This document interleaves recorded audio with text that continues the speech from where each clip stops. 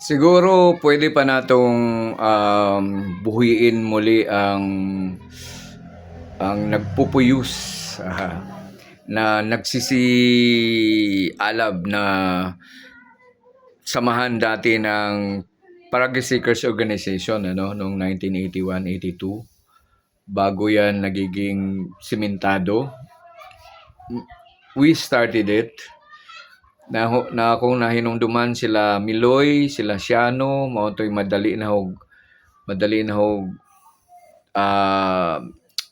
tabang paglabi na kung maghakot tong mga bangko sila, pero wala na sila so yung mga nakasaksi itong mga panahong yun, siguro nandyan na yung PSO, pero yung pwede nating i-revive yung parang PSO, the seniors, di ba? Solid PSO, the originals or the seniors, di ba?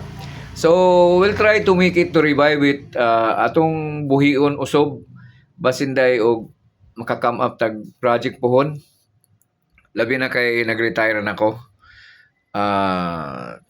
Tignan ko nga kung mayroon pang kayong mga nakabasa nito, i-share ninyo sa mga igsoon ninyo, mga maguwang nyo, papa ninyo na membro dati sa PSO. Yung bago na kasi ngayon, at saka parang baka di ko na parang nasapawan na So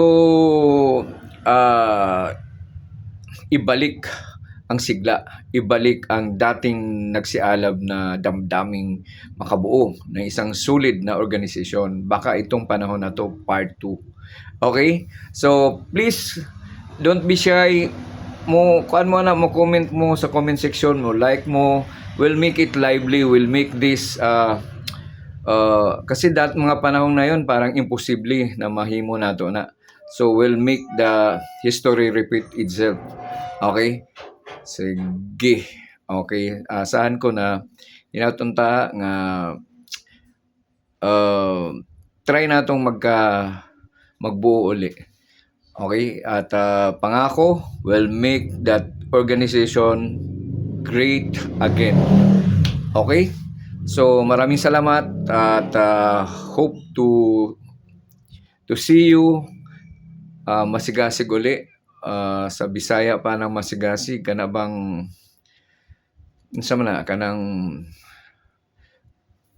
agresibo uli na magsama-sama. Okay? So we'll make what we did noong 1982 maulit natin uli this 2026. Okay? So malay mo, we'll make history. Sige, bye-bye.